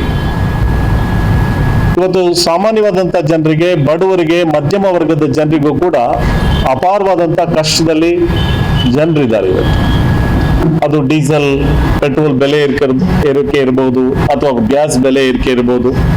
ಇದರ ದುಷ್ಪರಿಣಾಮ ಎಲ್ಲ ಕ್ಷೇತ್ರಗಳ ಮೇಲೂ ಕೂಡ ಪರಿಣಾಮ ಬೀರುತ್ತೆ. ಹಾಗಾಗಿ ಇವತ್ತು ಬೆಲೆ ಏರಿಕೆ ಇವತ್ತು ನಿಯಂತ್ರಣ ಮಾಡ್ಲಿಕ್ಕೆ ಆಗ್ತಾ ಇಲ್ಲ ಸರ್ಕಾರ. ಇದರ ಪರಿಣಾಮ ಜನರ ಜೀವನದ ಮೇಲೆ, ಜನರ ಬದುಕಿನ ಮೇಲೆ ಬಹಳ ದುಷ್ಪರಿಣಾಮಗಳಾಗಿದ್ದಾವೆ. ಬಡವರು ಇನ್ನು ಜಿಲ್ಲಾ ಪಂಚಾಯಿತಿ, ತಾಲೂಕು ಪಂಚಾಯಿತಿ ಚುನಾವಣೆ ವಿಚಾರಕ್ಕೆ ಸಂಬಂಧಿಸಿದಂತೆ ಮಾತನಾಡಿದ ಅವರು, ಸ್ಥಳೀಯ ನಾಯಕತ್ವ, ಸ್ಥಳೀಯ ಅಭಿವೃದ್ಧಿ ಮಾಡಬೇಕು ಎಂಬುದು ಸ್ಥಳೀಯ ಆಡಳಿತ ವ್ಯವಸ್ಥೆಯಾಗಿದೆ. 73, 74 ಕಾಯ್ದೆ ಬರುವ ಮುಂಚಿತವಾಗಿ ತಮಗೆ ಬೇಕಾದ ಚುನಾವಣೆಗಳನ್ನ ಸರ್ಕಾರಗಳೇ ಮಾಡಿಕೊಳ್ತಿದ್ವು. ಅದೇ ಕೆಲಸವನ್ನ ಇದೀಗ ಬಿಜೆಪಿ ಸರ್ಕಾರ ಮಾಡ್ತಾ ಇದೆ. ಜಿಲ್ಲಾ ಪಂಚಾಯಿತಿ, ತಾಲೂಕು ಪಂಚಾಯಿತಿ ಚುನಾವಣೆ ಮುಂದೂಡಿಕೊಂಡು ಬರ್ತಾ ಇದೆ. ಇನ್ನು 6 ತಿಂಗಳಿಗಿಂತ ಹೆಚ್ಚಿನ ಅವಧಿ ಆಡಳಿತಾಧಿಕಾರಿ ನೇಮಕ ಮಾಡಬಾರದು ಎಂಬುದು ಕಾನೂನಿನಲ್ಲಿ ಇದೆ. ಜಿಲ್ಲಾ ಪಂಚಾಯತ್, ತಾಲೂಕು ಪಂಚಾಯಿತಿಯಲ್ಲಿ ಗೆಲ್ಲಲು ಸಾಧ್ಯ ಇಲ್ಲ ಅಂತ ಹೀಗೆ ಮಾಡ್ತಿದ್ದಾರೆ. ಬಿಜೆಪಿ ಆಡಳಿತ ವಿಕೇಂದ್ರೀಕರಣ ಮಾಡಲೇ ಇಲ್ಲ. ಇನ್ನು ಸರ್ಕಾರ ಆಡಳಿತ ವಿಕೇಂದ್ರೀಕರಣ ಬಲಪಡಿಸುವಂತಹ ಕೆಲಸವನ್ನ ಮಾಡಬೇಕು ಅಂತ ನಾನು ಸರ್ಕಾರವನ್ನ ಒತ್ತಾಯಿಸುತ್ತಿದ್ದೇನೆ ಎಂದರು. ಒಂದು ಜಿಲ್ಲಾ ಪಂಚಾಯತ್, ತಾಲೂಕು ಪಂಚಾಯತ್ ಆಡಳಿತ ವಿಕೇಂದ್ರೀಕರಣದ ವ್ಯವಸ್ಥೆ ಅಂತ ಹೇಳಿದ್ರೆ 73, 74ನೇ ಸಂವಿಧಾನಕ್ಕೆ ತಿದ್ದುಪಡಿಯನ್ನ ತಂದಂತ ವಿಷಯ ಅದು. ಇದರ ಉದ್ದೇಶ ಕರ್ನಾಟಕದಲ್ಲೂ ಅಂತ ಪ್ರಯತ್ನ ಆಯ್ತು. ರಾಮಕೃಷ್ಣ ಹೆಗ್ಡೆ ಅವರು, ನಜೀರ್ ಸಾಬರು ಮಾಡಿದಂತ ಪ್ರಯತ್ನಗಳನ್ನ ದೇಶದಲ್ಲಿ ರಾಜೀವ್ ಗಾಂಧಿ ಅವರು, ನರಸಿಂಹರಾಯರು ಅದಕ್ಕೆ ಬಹಳ ದೊಡ್ಡ ಪ್ರಯತ್ನಗಳನ್ನ ಮಾಡಿ ಆಡಳಿತ ವಿಕೇಂದ್ರೀಕರಣದ ವ್ಯವಸ್ಥೆ ಅಂತ ಹೇಳಿದ್ರೆ ಅದು ಗ್ರಾಮ ಪಂಚಾಯತ್, ತಾಲೂಕಾ ಪಂಚಾಯತ್, ಜಿಲ್ಲಾ ಪಂಚಾಯತ್, ಗ್ರಾಮಾಂತರ ಪ್ರದೇಶದಲ್ಲಿ, ನಗರ ಪ್ರದೇಶಗಳಲ್ಲಿ ಸಿಟಿ ಮುನ್ಸಿಪಾಲಿಟಿ ಇರ್ಬೋದು, ಕಾರ್ಪೊರೇಷನ್ಗಳಿರ್ಬೋದು, ಇವೆಲ್ಲ ಕೂಡ ನಗರ ಪ್ರದೇಶದ ಆಡಳಿತ ಸಂಸ್ಥೆಗಳಿದ್ದಾವೆ. ಟೌನ್ ಪಂಚಾಯತ್, ಮುನ್ಸಿಪಾಲಿಟಿ ಇದೆಲ್ಲನೂ ಕೂಡ. ಇದರ ಉದ್ದೇಶ ಏನು ಅಂತ ಹೇಳಿದ್ರೆ ಸ್ಥಳೀಯ ನಾಯಕತ್ವ ಅಲ್ಲಿನ ಅಭಿವೃದ್ಧಿಗಳ ಬಗ್ಗೆ ಸ್ಪಂದನೆ ಮಾಡಬೇಕು, ಪ್ರಯತ್ನಗಳನ್ನ ಮಾಡಬೇಕು, ಅಭಿವೃದ್ಧಿ ಕೆಲಸಗಳು ವೇಗವಾಗಿ ಆಗ್ಬೇಕು ಅನ್ನೋದ್ರ ಜೊತೆಗೆ ನಾಯಕತ್ವ ಕೂಡ ಪ್ರಜಾಪ್ರಭುತ್ವದ ಮತ್ತೊಂದು ಕಾರಣ ಏನು ಅಂತ ಹೇಳಿದ್ರೆ ನಾಯಕತ್ವ ಕೂಡ ಸೃಷ್ಟಿ ಆಗಬೇಕು ಅಂತ. ಬರೀ ಅಸೆಂಬ್ಲಿ ಹಂತದಲ್ಲೋ ಅಥವಾ ಪಾರ್ಲಿಮೆಂಟ್ ಹಂತದಲ್ಲೇ ನಾಯಕರು ತಯಾರಾದ್ರೆ ಆಗೋದಿಲ್ಲ. ಅದು ಗ್ರಾಮ ಪಂಚಾಯತಿ ಹಂತ ಇರ್ಬೋದು, ಜಿಲ್ಲಾ ಪಂಚಾಯತ್ ಇರ್ಬೋದು, ಕಾರ್ಪೊರೇಷನ್ ಹಂತದಲ್ಲೂ ಕೂಡ ಉತ್ತಮವಾದಂತ ನಾಯಕತ್ವಗಳು ಬರಲಿ ಅನ್ನೋ ಕಾರಣಕ್ಕೆ ಹಿಂದೆ ಏನಾಗ್ತಾ ಇತ್ತು, 73, 74ನೇ ಅಮೆಂಡ್ಮೆಂಟ್ ಬರಕ್ ಮೊದಲು ಯಾವ್ದಾದ್ರು ರಾಜ್ಯ ಸರ್ಕಾರಗಳು ತಮ್ಗೆ ಇಷ್ಟ ಬಂದ್ರೆ ಈ ಸಂಸ್ಥೆಗಳಿಗೆ ಚುನಾವಣೆಗಳನ್ನ ಮಾಡ್ತಾ ಇದ್ರು. ಅವ್ರಿಗೆ ಇಷ್ಟ ಆಗ್ಲಿಲ್ಲ ಅಥವಾ ಅವ್ರಿಗೆ ಕಷ್ಟ ಆಗತ್ತೆ ಅಥವಾ ತಮ್ಮ ಪರವಾಗಿ ಫಲಿತಾಂಶ ಬರೋದಿಲ್ಲ ಅಂತ ಗೊತ್ತಾದಾಗ ಆ ಚುನಾವಣೆಗಳನ್ನ ಮುಂದಕ್ಕೆ ಹಾಕು. ಇನ್ನು ರಾಜ್ಯದಲ್ಲಿ ರೈತರಿಗೆ ಸಾಕಷ್ಟು ತೊಂದರೆ ಆಗ್ತಾ ಇದೆ. ಇಂಡೋ ಅಮೆರಿಕನ್ ಕಂಪನಿ ಬಿತ್ತನೆ ಬೀಜಗಳಿಂದ ರೈತರಿಗೆ ನಷ್ಟವಾಗ್ತಾ ಇದೆ. ಈ ಕಂಪನಿ ವಿರುದ್ಧ ಸೂಕ್ತ ಕ್ರಮವನ್ನ ತೆಗೆದುಕೊಳ್ಳಬೇಕು. ಇಂತಹ ದೋಖಾ ಮಾಡುವ ಕಂಪನಿಗಳ ವಿರುದ್ಧ ಕ್ರಮ ಆಗಬೇಕು. ಸರ್ಕಾರ ರೈತರ ಸಂಕಷ್ಟಗಳ ಬಗ್ಗೆ ಗಮನ ಹರಿಸಬೇಕು. ಇನ್ನು ವಿದ್ಯಾರ್ಥಿಗಳಿಗೂ ರಾಜ್ಯದಲ್ಲಿ ಅನಾನುಕೂಲವಾಗಿದೆ. ಹಳ್ಳಿಯ ಮಕ್ಕಳು ಶಿಕ್ಷಣವನ್ನ ಮರೆತು ಹೋಗ್ತಿದ್ದಾರೆ. ಮಕ್ಕಳಿಗೆ ಶಿಕ್ಷಣ ತಪ್ಪಿ ಹೋಗ್ತಿದೆ. ಆಹಾರವೂ ಸಿಗ್ತಿಲ್ಲ. ಕೂಡಲೇ ಎಲ್ಲಾ ಶಾಲೆಗಳನ್ನ ತೆರೆಯಬೇಕು. ಇನ್ನು ರಾಜ್ಯ ಸರ್ಕಾರ ಗಂಭೀರ ವಿಚಾರಗಳ ಬಗ್ಗೆ ಗಮನ ಹರಿಸಬೇಕು ಅಂತ ಒತ್ತಾಯಿಸಿದ್ರು. ರೈತರು ಅವರ ಬೆಳೆ ಹಾಳಾಗ್ತಾ ಇದ್ದಾವೆ. ಇದ್ರ ಬಗ್ಗೆ ರಾಜ್ಯ ಸರ್ಕಾರ ಕೂಡಲೇ ಗಮನ ಹರಿಸಬೇಕು. ರೈತರ ನೆರವಿಗೆ ಹೋಗ್ಬೇಕು. ಇಂಡೋ ಅಮೆರಿಕನ್ ಕಂಪನಿ ಏನಿದೆಯಲ್ಲ ಅವ್ರ ಮೇಲೆ ಇಮಿಡಿಯೇಟ್ ಆಗಿ ಆಕ್ಷನ್ ಅನ್ನು ಇನಿಶಿಯೇಟ್ ಮಾಡಬೇಕು. ಈ ಫೈಲ್ ದ ಕಂಪ್ಲೀಟ್ ಅಗೇನ್ಸ್ಟ್. ಯಾಕಂದ್ರೆ ರೈತರು ನಷ್ಟಕ್ಕೆ ಒಳಪಡ್ತಾ ಇದ್ದಾರೆ. ಈಗಾಗಲೇ ಅವರೇ ಬೆಳೆದಂತ ಬೆಳೆಗಳಿಗೆ ಬೆಲೆ ಇಲ್ಲದೆ ಇರತಕ್ಕಂತ ಒಂದು ಆತಂಕದ ಸ್ಥಿತಿ ಇವತ್ತು ಇಡೀ ರಾಜ್ಯದಲ್ಲಿ ನಿರ್ಮಾಣ ಆಗಿದೆ. ಹಾಗಾಗಿ ಇಂಥ ಕಂಪನಿಗಳು ಮತ್ತೆ ರೈತರಿಗೆ ದೋಖಾ ಆಗ್ತಕ್ಕಂಥ ಒಂದು ಪರಿಸ್ಥಿತಿಯನ್ನು ನಿರ್ಮಾಣ ಮಾಡಿದ್ರೆ ಹಾಗಿದ್ರೆ ಕೃಷಿ ಮಂತ್ರಿಗಳು, ಹಾರ್ಟಿಕಲ್ಚರ್ ಮಿನಿಸ್ಟರ್ಗಳು ಏನ್ ಮಾಡ್ತಾ ಇದ್ದಾರೆ? ಅವ್ರಿಗೆ ಜವಾಬ್ದಾರಿ ಇರಬೇಕಲ್ವಾ? ಅವ್ರಿಗೆ ವಿವೇಚನೆ ಇರಬೇಕಲ್ವಾ? ಆ ಜವಾಬ್ದಾರಿ ಮತ್ತು ವಿವೇಚನೆಯನ್ನು ಗಮನದಲ್ಲಿ ಇಟ್ಕೊಂಡು ರೈತರ ನೆರವು ಹೋಗ್ಬೇಕಾಗತ್ತೆ. ಇಂಥ ಕಂಪನಿಗಳು ಯಾರೆಲ್ಲ ಕೂಡ ಇದ್ದಾರೆ ಅವರಿಗೆ ಕನಿಷ್ಠ ಜ್ಞಾನ ಇರಬೇಕಾಗಿತ್ತು. ಈಗ ಮುಂಗಾರು ಮಳೆ ಸಂದರ್ಭದಲ್ಲಿ ಬೆಳೆ ಬೆಳೀತಾ ಇರತಕ್ಕಂಥದ್ದು, ಬಿತ್ತನೆಗಳು ಈಗಾಗಲೇ ಆಗ್ಬಿಟ್ಟಿದ್ದಾವೆ. ಇಂಥ ಒಂದು ಸಂದರ್ಭದಲ್ಲಿ ಗಮನ ಹರಿಸ್ಬೇಕಲ್ವಾ? ಏನಾಗಿದೆ? ಬರೇ ದೊಡ್ಡ ದೊಡ್ಡ ನೀವು ಏನು ಎಲ್ಲಿ ನೋಡಿದ್ರು ಬಹಳ ದೊಡ್ಡ ದೊಡ್ಡ ಫ್ಲೆಕ್ಸ್ಗಳು ಹಾಕ್ಬಿಟ್ಟಿರ್ತಾರೆ. ಅಗ್ರಿಕಲ್ಚರ್ ಡಿಪಾರ್ಟ್ಮೆಂಟ್ ಇಂದ ಇಷ್ಟು ದೊಡ್ಡ ಕಾರ್ಯಕ್ರಮಗಳು, ಹಾರ್ಟಿಕಲ್ಚರ್ ಕಾರ್ಯಕ್ರಮಗಳಿಂದ ಇಷ್ಟು ದೊಡ್ಡ ಕಾರ್ಯಕ್ರಮಗಳನ್ನ ಕೊಡ್ತಾ ಇದ್ದೇವೆ ಅಂತೇಳಿ ನೀವು ಆ ಬಿತ್ತನೆ ಬೀಜಗಳನ್ನ ಸರಿಯಾಗಿ ಪೂರೈಕೆ ಮಾಡದೇ ಇರತಕ್ಕಂಥ ಸ್ಥಿತಿನ ನಿರ್ಮಾಣ ಗುಜರಾತ್ನಲ್ಲಿ ಮುಖ್ಯಮಂತ್ರಿ ಬದಲಾವಣೆ ಮಾಡಿರೋದು ನೋಡಿದ್ರೆ ಮೋದಿ ಇಮೇಜ್ ಕುಸಿದಿದೆ ಅಂತ ಕಾಂಗ್ರೆಸ್ನ ಹಿರಿಯ ನಾಯಕ ಮಾಜಿ ಸಂಸದ ವಿಎಸ್ ಉಗ್ರಪ್ಪ ಪ್ರಧಾನಿ ನರೇಂದ್ರ ಮೋದಿ ವಿರುದ್ಧ ಕಿಡಿಕಾರಿದ್ದಾರೆ. ಈ ಕುರಿತು ಮೈಸೂರಿನಲ್ಲಿ ಸುದ್ದಿಗೋಷ್ಠಿಯನ್ನು ನಡೆಸಿ ಮಾತನಾಡಿದ ಅವರು, ಈ ಹಿಂದೆ ಮೋದಿ ಇಮೇಜ್ 64.65% ಇತ್ತು. ಇತ್ತೀಚೆಗೆ ಅವರ ಇಮೇಜ್ 24%ಗೆ ಕುಸಿದಿದೆ. ಅವರ ಸ್ವಂತ ರಾಜ್ಯದಲ್ಲಿ ಮೋದಿಯಿಂದ ಓಟ್ ಪಡೆಯಲಾಗುವುದಿಲ್ಲ ಎಂಬುದನ್ನು ತಿಳಿದು ಪಟೇಲ್ ಸಮುದಾಯದ ವ್ಯಕ್ತಿಯನ್ನ ನೂತನ ಸಿಎಂ ಮಾಡಿದ್ದಾರೆ. ಇದು ಜಾತಿ ಆಧಾರದ ಮೇಲೆ ಓಟ್ ಪಡೆಯುವ ಬಿಜೆಪಿಯ ತಂತ್ರವಾಗಿದೆ. ಈ ದೇಶ ಕಂಡ ಅತ್ಯಂತ ಸುಳ್ಳುಗಾರ ಮತ್ತು ಮಹಾನ್ ಭ್ರಷ್ಟ ಪ್ರಧಾನಿ ಇದ್ರೆ ಅದು ಮಿಸ್ಟರ್ ನರೇಂದ್ರ ಮೋದಿ ಮಾತ್ರ. ರಫೇಲ್ ಹಗರಣದಲ್ಲಿ 39,000 ಕೋಟಿ ರೂಪಾಯಿ ಕಿಕ್ ಬ್ಯಾಕ್ ಹೋಗಿದೆ ಅಂತ ಕಿಡಿಕಾರಿದ್ರು. ಮಾತನಾಡ್ತಾರೆ ಭ್ರಷ್ಟಾಚಾರದ ಬಗ್ಗೆ. ಈ ದೇಶ ಕಂಡಂತ ಅತ್ಯಂತ ಸುಳ್ಳುಗಾರ, ಈ ದೇಶ ಕಂಡಂತ ಅತ್ಯಂತ ಭ್ರಷ್ಟ ಪ್ರಧಾನಿ ಯಾರಾದರೂ ಇದ್ರೆ ಅದು ಮಿಸ್ಟರ್ ಮೋದಿ. ಬಹುಶಃ ಇದಕ್ಕೆ ನಾನು ಉದಾಹರಣೆ ಇಷ್ಟೇ ಎರಡೇ ಕೊಡ್ತೇನೆ. ಮಾರ್ಚ್ 21, 2020 ಲಾಕ್ಡೌನ್ ಅನೌನ್ಸ್ ಮಾಡಬೇಕಾದ್ರೆ ಏನು ಹೇಳಿದ್ರು ಮೋದಿ? ಮಹಾಭಾರತ ಯುದ್ಧ ನಡೆದಿರೋದು 18 ದಿವಸ, ನಾವು ವೈರಸ್ ವಿರುದ್ಧ 21 ದಿವಸಗಳ ಕಾಲ ಯುದ್ಧ ಮಾಡಿ ನೆಮ್ಮದಿಯಿಂದ ಇರೋಣ ಅಂತೇಳಿ ಹೇಳಿದರು. ಇವರ ಹೇಳಿದ ದಿವಸ, ಹೇಳಿಕೆ ಕೊಟ್ಟ ದಿವಸ 565 ಪಾಸಿಟಿವ್ ಕೇಸಸ್ ಈ ದೇಶದಲ್ಲಿ ಇದ್ದಿದ್ದು. ಇವತ್ತು ಎಷ್ಟಾಗಿದ್ದಾರೆ ಮಿಸ್ಟರ್ ಮೋದಿ? 1 ಕೋಟಿ, 2 ಕೋಟಿ, 3 ಕೋಟಿ, ಎಷ್ಟು ಕೋಟಿ ಆಗಿದ್ದಾರೆ? ಇದಕ್ಕಿಂತ ದೊಡ್ಡ ಸುಳ್ಳಿನ ಉದಾಹರಣೆ ಬೇಕಾ ಮೋದಿ ಹೇಳಿರುವಂಥದ್ದಕ್ಕೆ? ಇದು ಒಂದು. ದೇಶದ ಪ್ರಧಾನಿಗಳ ಇಮೇಜ್ ಒಂದು ಹಂತದಲ್ಲಿ 64-65% ಇತ್ತು. ಇತ್ತೀಚಿನ ಸರ್ವೆ ಪ್ರಕಾರ ಅವರ ಇಮೇಜ್ 24%ಗೆ ಕುಸಿದಿದೆ ಅನ್ನೋ ಕಾರಣದಿಂದ ಅವರ ಸ್ವಂತ ರಾಜ್ಯದಲ್ಲಿ ಮೋದಿಯವರಿಂದ ಓಟ್ ಪಡೀಲಿಕ್ಕೆ ಆಗೋದಿಲ್ಲ ಅಂತೇಳಿ ಫಸ್ಟ್ ಟೈಮ್ MLA ಆಗಿರುವಂತ ಒಬ್ಬ ಪಟೇಲ್ ಜಾತಿ ಆಧಾರಿತವಾಗಿ ಓಟುಗಳನ್ನು ಪಡೀತಕ್ಕಂಥದಕ್ಕೆ ಇವತ್ತು ಪ್ರಧಾನಮಂತ್ರಿಗಳು ಮತ್ತು ಬಿಜೆಪಿ ಇಳಿದಿರೋದನ್ನ ನೋಡಿದರೆ ಬಹುಶಃ ನನಗೆ ಅನಿಸುತ್ತೆ ಮೋದಿಯವರ ಎಲ್ಲ ಎಫರ್ಟ್ಸ್ ಏನಿದ್ದಾವೆ, ಕಾರ್ಯಕ್ರಮಗಳೇನಿದ್ದಾವೆ, ಬಹುತೇಕ ಜನವಿರೋಧಿ ಆಗಿದೆ ಅಂತೇಳಿ ನಾನಂತೂ ಇತ್ತ ರಾಜ್ಯದ ಮಂತ್ರಿಗಳು ಟೂಲ್ ಅಂಡ್ ಟ್ರೈನಿಂಗ್ ಸೆಂಟರ್ನಲ್ಲಿ 34.37 ಲಕ್ಷ ರೂಪಾಯಿ ಗುಳುಂ ಮಾಡಿದ್ದಾರೆ. ಈ ಹಗರಣದಲ್ಲಿ ಸಚಿವ ಅಶ್ವಥ್ ನಾರಾಯಣ್ ಅವರ ಪಾಲು ಸಹ ಇರಬಹುದು ಅಂತ ಆರೋಪಿಸಿದರು. ಇನ್ನು ಕಾಂಗ್ರೆಸ್ ನಾಯಕರು ಮಾನಸಿಕ ಅಸ್ವಸ್ಥರಾಗಿದ್ದಾರೆ, ಅವರ ವಿರುದ್ಧ ನೋಟಿಸ್ ಜಾರಿ ಮಾಡ್ತೇವೆ ಎಂಬ ಸಚಿವ ಅಶ್ವಥ್ ನಾರಾಯಣ್ ಹೇಳಿಕೆಗೆ ಪ್ರತಿಕ್ರಿಯಿಸಿದ ಅವರು, ಅಶ್ವಥ್ ನಾರಾಯಣ್ ಅವರೇ, ನಿಮಗೆ ತಾಕತ್ತಿದ್ರೆ ದಮ್ಮಿದ್ರೆ ನಮಗೆ ನೋಟಿಸ್ ಕೊಡಿ, ನಾನು ಮತ್ತು ರೇವಣ್ಣ ಕಾನೂನಾತ್ಮಕ ಹೋರಾಟಕ್ಕೆ ಸಿದ್ಧರಿದ್ದೇವೆ ಅಂತ ಸವಾಲು ಹಾಕಿದ್ರು. ನಾನು ನಿಮ್ಮ ಮೂಲಕ ಕೇಳ್ತೇನೆ, ಸಿದ್ದರಾಮಯ್ಯನವರ ಸರ್ಕಾರನ ಇದೇ ಮೋದಿ ಪರ್ಸೆಂಟೇಜ್ ಸರ್ಕಾರ ಅಂತ ಹೇಳಿದ್ರು. ನಾನು ಆಗ ಲಾಯರ್ 100 crores ನೋಟಿಸ್ ಕೊಟ್ಟಿದ್ದೆ, ಸೂಟ್ ಹಾಕೋಣ ಅಂತ ಹೇಳಿ. ರಿಪ್ಲೈ ಕೊಡ್ಲಿಲ್ಲ ಪ್ರಧಾನಮಂತ್ರಿಗಳು. ಸಿದ್ದರಾಮಯ್ಯನವ್ರಿಗೆ ಹೇಳಿದೆ ಸೂಟ್ ಹಾಕ್ತೀನಿ, ಅವ್ರ ಹತ್ರ 100 ಕೋಟಿ ಕಕ್ಕಿಸ್ತೀನಿ ಅಂತ. ಸೊ ಆದ್ರೆ ಈಗಲೂ ಹೇಳ್ತಾನೆ ಮಿಸ್ಟರ್ ಅಶ್ವಥ್ ನಾರಾಯಣ ಇವತ್ತೇನು ನನ್ನ ಏನೋ ಹೇಳಿಕೆ ಹೇಳಿದ್ದಾರೆ, ನೋಟಿಸ್ ಕೊಡ್ತೀವಿ ಅಂತೇಳಿ. ಅಶ್ವಥ್ ನಾರಾಯಣ ಅವರೇ ದಮ್ಮು, ತಾಕತ್ತು, ಬದ್ಧತೆ ಇದ್ರೆ ಕಮಾನ್, ನಾನು ರೆಡಿ ಇದ್ದೇನೆ, ನಾನು ರೇವಣ್ಣ ಇನ್ನಿತರು ರೆಡಿ ಇದ್ದೇವೆ. ಯಾವುದೇ ಲೀಗಲ್ ಪ್ರೊಸೀಡಿಂಗ್ಸ್ಗೆ, ಲೀಗಲ್ ಬ್ಯಾಟ್ಲ್ಗೆ ರೆಡಿ ಇದ್ದೇವೆ. ನನಗೆ ಅನ್ಸುತ್ತೆ ನಿಮಗೆ ಡಾಕ್ಟರ್ ಆಗಿದ್ರು ಸಹ ಎಲ್ಲೋ ಒಂದು ಕಡೆ ಯೂನಿವರ್ಸಿಟಿ ಸೆನೆಟ್ ಲೆವೆಲ್ ಇಂದ ಏನೆಲ್ಲ ಮಾಡ್ಕೊಂಡು ಬಂದಿದ್ರಿ ನನಗೆ ಗೊತ್ತಿದೆ. ಸೆನೆಟ್ ಮೆಂಬರ್ ಆಗಿ ಏನೆಲ್ಲ ಮಾಡ್ಕೊಂಡು ಬಂದಿದ್ರಿ, ಸೆನೆಟ್ ಲೆವೆಲ್ ಇಂದ ಏನ್ ಮಾಡ್ಕೊಂಡು ಬಂದಿದ್ರಿ ಅನ್ನೋದು ನನಗೆ ಗೊತ್ತಿದೆ. ಒಂದು ಮಾತ್ರ ಹೇಳ್ತೇನೆ, ನನಗೆ ಇಷ್ಟು ದಿವಸ ಖಾತ್ರಿ ಇರಲಿಲ್ಲ ಅವರ ಇನ್ವಾಲ್ವ್ಮೆಂಟ್, ಬರೇ ಅಧಿಕಾರಿಗಳು ಇನ್ವಾಲ್ವ್ ಆಗಿರಬೇಕು ಅಂತ ಅಂದ್ಕೊಂಡಿದ್ದೆ. ಆದರೆ ಈಗ ಅನ್ಸುತ್ತೆ ಅವರ ಹೇಳಿಕೆಯನ್ನ ನೋಡಿದ ಮೇಲೆ ಆ ಹೆಗ್ಗಣಗಳ ಸಮೂಹದಲ್ಲಿ ಇವಾನು ಸಹ ಒಬ್ಬ ಅನ್ನೋದನ್ನ ನಾನು ಸ್ಪಷ್ಟವಾಗಿ ರೈತರ ಬಗ್ಗೆ ಹಗುರವಾಗಿ ಮಾತನಾಡಿರುವ ಬಳ್ಳಾರಿ ಶುಗರ್ ಕಾರ್ಖಾನೆಯ ಉಪಾಧ್ಯಕ್ಷ ಶರವಣ್ ವಿರುದ್ಧ ಜಿಲ್ಲಾಡಳಿತ ಕ್ರಮ ಕೈಗೊಳ್ಳಲು ವಿಫಲವಾದಂತಹ ಹಿನ್ನೆಲೆಯಲ್ಲಿ ರಾಜ್ಯ ಕಬ್ಬು ಬೆಳೆಗಾರರು ಚಾಮರಾಜನಗರದಲ್ಲಿ ದಿಢೀರ್ ಪ್ರತಿಭಟನೆಯನ್ನ ನಡೆಸಿದರು. ಚಾಮರಾಜನಗರದ ಜಿಲ್ಲಾಧಿಕಾರಿಗಳ ಕಚೇರಿಯ ಮುಂಭಾಗ ದಿಢೀರ್ ಪ್ರತಿಭಟನೆ ನಡೆಸಿದ ಜಿಲ್ಲಾ ರೈತ ಸಂಘ ಮತ್ತು ರಾಜ್ಯ ಕಬ್ಬು ಬೆಳೆಗಾರರು ಸರ್ಕಾರ, ಜಿಲ್ಲಾಡಳಿತ ಮತ್ತು ಬಳ್ಳಾರಿ ಶುಗರ್ ಕಾರ್ಖಾನೆಯ ಆಡಳಿತಾಧಿಕಾರಿ ಶರವಣ್ ವಿರುದ್ಧ ಧಿಕ್ಕಾರ ಕೂಗಿ ಆಕ್ರೋಶ ವ್ಯಕ್ತಪಡಿಸಿದರು.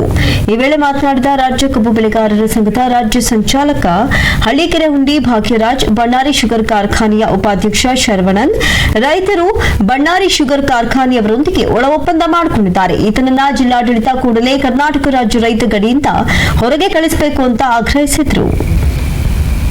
ಹಿರಿಯ ಉಪಾಧ್ಯಕ್ಷ ಶರವಣನ್ನಿಗ ಕಳೆದ 15 ದಿನಗಳ ಕಾಲಾವಕಾಶವನ್ನ ಜಿಲ್ಲಾಧಿಕಾರಿಗಳ ಸಮ್ಮುಖದಲ್ಲಿ ಆಡಳಿತ ಮಂಡಳಿಯ ಹಿರಿಯ ವ್ಯಕ್ತಿ ವೆಂಕಟೇಶ್ ಮೂರ್ತಿ ಪಡ್ಕೊಂಡಿದ್ರು. ನಾವು ಕೂಡ ಒಂದು ಸಾಮಾಜಿಕ ನೈಸರ್ಗಿಕ ನ್ಯಾಯದ ಪ್ರಕಾರವಾಗಿ 15 ದಿನ ಕಾಲಾವಕಾಶವನ್ನು ಕೊಟ್ಟಿದ್ವಿ. ಆದರೆ 15 ದಿನ ಕಾಲ ಕಳೆದ್ರು ಕೂಡ ಮೇಲೆ ಹೆಚ್ಚುವರಿಯಾಗಿ 15 ದಿನಗಳು ಕಾಲಾವಕಾಶ ಕಳೆದ್ರು ಕೂಡ ಇನ್ನೂ ಆ ವ್ಯಕ್ತಿಯನ್ನ ಬಳ್ಳಾರಿ ಸಕ್ಕರೆ ಕಾರ್ಖಾನೆ ಆಡಳಿತ ಮಂಡಳಿಯ ಕೆಲಸದಿಂದ ಕರ್ನಾಟಕ ರಾಜ್ಯ ರೈತ ಗಡಿಯಿಂದ ಹೊರಗಡೆ ಕಳಿಸಿಲ್ಲ. ಅವತ್ತು ಆಡಳಿತ ಮಂಡಳಿಯ ಮುಖ್ಯಸ್ಥನಾಗಿದ್ದಂತ ವೆಂಕಟೇಶ್ ಮೂರ್ತಿ 15 ದಿವಸ ನಮಗೆ ಕಾಲಾವಕಾಶ ಕೊಟ್ಟರೆ ನಾವು ಈ ವ್ಯಕ್ತಿಯನ್ನ ಎಲ್ಲವನ್ನು ಸರಿದೂಗಿಸಿಕೊಂಡು ಹೊರಗಡೆ ಕಳಿಸಲಿಕ್ಕೆ ಅವಕಾಶ ಆಗ್ತದೆ ಅಂತ ಹೇಳಿ ಕೈ ಮುಗಿದು ಪ್ರಾರ್ಥನೆಯಿಂದ ಜಿಲ್ಲಾಧಿಕಾರಿಗಳ ಸಮ್ಮುಖದಲ್ಲಿ ರೆಸಲ್ಯೂಷನ್ ಆಗಿದೆ. ಜಿಲ್ಲಾಡಳಿತ ಇದನ್ನ ಫಾಲೋ ಅಪ್ ಮಾಡಕ್ಕೆ ವಿಫಲವಾಗಿದೆ ಇವತ್ತು. ಯಾಕೆ ಅಂತ ಹೇಳಿದ್ರೆ ಆ ವ್ಯಕ್ತಿ ಜಿಲ್ಲಾಡಳಿತ ಸಮ್ಮುಖದಲ್ಲಿ ಪ್ರಾಮಿಸ್ ಮಾಡಿ ಇನ್ನೂ ಹೊರಗಡೆ ಹೋಗಿಲ್ಲ ಅಂತ ಹೇಳಿದ್ರೆ ನಾವು ಇಲ್ಲಿ ಯಾರು ಭ್ರಷ್ಟರು ಯಾರು ಶ್ರೇಷ್ಠರು ಅಂತಕ್ಕಂಥದ್ದು ಪ್ರಶ್ನೆ ಬರ್ತದೆ. ಯಾಕೆ ಅಂತ ಹೇಳಿದ್ರೆ ಅವನು ಭ್ರಷ್ಟ ಮತ್ತು ಶ್ರೇಷ್ಠತೆಯ ಬಗ್ಗೆ ತನ್ನ ಪತ್ರಿಕೆಯಲ್ಲಿ ಜಿಲ್ಲಾಧಿಕಾರಿಗಳಿಗೆ ಉತ್ತರ ಕೊಟ್ಟಿರ್ತಕ್ಕಂಥದ್ದು. ರೈತ ಸಂಘಟನೆಗಳು ಜೀವವನ್ನು ಇಟ್ಟುಕೊಂಡಿರ್ತಕ್ಕಂಥದ್ದು ಬಳ್ಳಾರಿ ಸಕ್ಕರೆ ಕಾರ್ಖಾನೆ ಮೇಲೆ ತೇಜವಧೆ ಮಾಡ್ತಕ್ಕಂಥದ್ದು, ಪರ್ಸನಲ್ ಗೇಮ್ ಮಾಡ್ತಕ್ಕಂಥದ್ದಕ್ಕೆ ಮಾತ್ರ ಇದೆ ಹೊರತು ರೈತರ ಹಿತಕ್ಕಲ್ಲ ಅಂತ ಹೇಳಿದ್ದಾನೆ. ಆ ವ್ಯಕ್ತಿಯ ಆದೇಶವನ್ನ ಈ ಜಿಲ್ಲಾಧಿಕಾರಿಗಳು ನಮಗೆ ಕೊಟ್ಟು ಅವರೇ ಸಭೆ ಮಾಡಿ ಈ ವ್ಯಕ್ತಿಯನ್ನು 15 ದಿನದೊಳಗೆ ಕಳಿಸ್ತೀವಿ ಅಂದ್ರು, ಇನ್ನು ಕಳಿಸಿಲ್ಲ. ನಮಗೆ ಬೇಕಾಗಿರತಕ್ಕಂಥ ಒಂದೇ ಉತ್ತರ, ಕರ್ನಾಟಕ ರಾಜ್ಯ ರೈತ ಗಡಿಯಿಂದ ಈ ವ್ಯಕ್ತಿಯನ್ನ ಹೊರಗಡೆ ಹೋಗ್ಬೇಕು. ಇಲ್ಲ ಅಂತ ಹೇಳಿದ್ರೆ ಇಲ್ಲೇ ನಮ್ಮ ನಿರಂತರವಾದಂತ ಚಳುವಳಿ ಇವತ್ತು ಧರಣಿ ಪ್ರಾರಂಭ ಆಗಿದೆ. ನಾಳೆಯಿಂದ ಚಳುವಳಿಯನ್ನ ತೀವ್ರತೆ ಮಾಡ್ತೀವಿ. ಯಾವ ಯಾವ ಹಂತದಲ್ಲಿ ಯಾವ್ಯಾವ ರೀತಿ ಚಳುವಳಿ ರೂಪರೇಷ ಇದೆ ಅಂತಕ್ಕಂಥ ರೂಪಿಸಿ ಜಿಲ್ಲಾಡಳಿತ ಮತ್ತು ಎಂಬ ಗಾದೆ ಮಾತಿದೆ. ಅಂತೆಯೇ ಪ್ರತಿಯೊಬ್ಬ ವ್ಯಕ್ತಿಯ ಅಭಿರುಚಿ, ಅಭಿಪ್ರಾಯಗಳು ಬೇರೆಯದ್ದೇ ಆಗಿರುತ್ತೆ. ಆ ಮಾತಿಗೆ ಪೂರಕ ಎಂಬಂತೆ ಇಲ್ಲೊಬ್ಬ ಉಪನ್ಯಾಸಕ ಗಣೇಶ ಮೂರ್ತಿ ಪ್ರತಿಷ್ಠಾಪನೆ ವಿಷಯದಲ್ಲೂ ಭಿನ್ನತೆಯನ್ನ ಮೆರೆದಿದ್ದಾರೆ. ಕಳೆದ 3 ವರ್ಷಗಳಿಂದಲೂ ತಮ್ಮ ಮನೆಯಲ್ಲಿ ಗಣೇಶ ಚತುರ್ಥಿಯಂದು ವಿಭಿನ್ನ ರೀತಿಯ ಗಣೇಶನ ಮೂರ್ತಿಯನ್ನ ಪ್ರತಿಷ್ಠಾಪಿಸಿಕೊಂಡು ಬರ್ತಿರುವ ಬೇಲೂರಿನ ಕುವೆಂಪು ನಗರದ ಉಪನ್ಯಾಸಕ ಬಾಬು ಪ್ರಸಾದ್ ಅವರು ಈ ಬಾರಿ ಒಲಿಂಪಿಕ್ಸ್ನಲ್ಲಿ ಚಿನ್ನದ ಪದಕ ಗೆದ್ದ ನೀರಜ್ ಚೋಪ್ರಾ ದೇಹದಾಢ್ಯವನ್ನ ಹೋಲುವ ಗಣೇಶ ಮೂರ್ತಿಯನ್ನ ಪ್ರತಿಷ್ಠಾಪಿಸಿದ್ದು ನೋಡುಗರನ್ನ ಆಕರ್ಷಿಸುತ್ತಿದೆ. ವೃತ್ತಿಯಲ್ಲಿ ದೈಹಿಕ ಶಿಕ್ಷಣ ನಿರ್ದೇಶಕರಾಗಿರುವ ಬಾಬು ಪ್ರಸಾದ್ ಅವರು ಹೊಳೆನರಸೀಪುರ ಸರ್ಕಾರಿ ಮಹಿಳಾ ಪ್ರಥಮ ದರ್ಜೆ ಕಾಲೇಜಿನಲ್ಲಿ ಕರ್ತವ್ಯವನ್ನ ನಿರ್ವಹಿಸುತ್ತಿದ್ದಾರೆ. 2020ರಲ್ಲಿ ಕೊರೋನಾ ವೈರಸ್ ಕೊಲ್ಲುವ ಮಾದರಿಯ ಗಣೇಶ ಮೂರ್ತಿಯನ್ನ ಪ್ರತಿಷ್ಠಾಪಿಸಿದ ಅವರು 2019ರಲ್ಲಿ ನಡೆದಾಡುವ ದೇವರೆಂದೇ ಹೆಸರಾಗಿದ್ದ ಡಾಕ್ಟರ್ ಶಿವಕುಮಾರ ಸ್ವಾಮೀಜಿಯವರನ್ನ ಹೋಲುವ ಗಣೇಶ ಮೂರ್ತಿಯನ್ನ ಪ್ರತಿಷ್ಠಾಪಿಸಿದ್ರು. ಈ ಬಾರಿ ಅವರು ಪ್ರತಿಷ್ಠಾಪಿಸಿರುವ ನೀರಜ್ ಚೋಪ್ರಾ ಮಾದರಿಯ ಗಣೇಶ ತುಂಬಾ ಆಕರ್ಷಕವಾಗಿದ್ದು ನೋಡುಗರನ್ನ ತನ್ನತ್ತ ಸೆಳೆತಾ ಇದೆ.